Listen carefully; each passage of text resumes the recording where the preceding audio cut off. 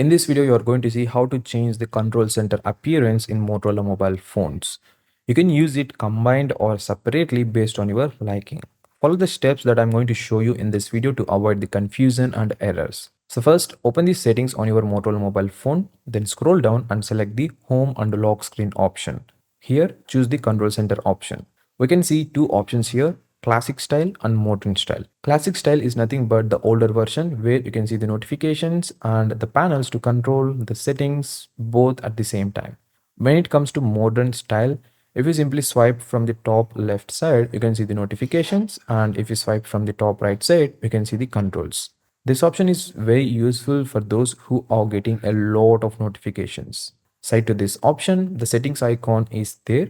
If you click on it, you can swap the behavior of the controls. I mean, you can change it from left to right or right to left.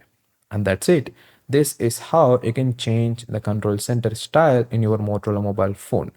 Don't forget to like and share this video so that we can reach more Motorola users like you. Also, subscribe for more tips and tricks followed by different gadget and mobile reviews on this channel.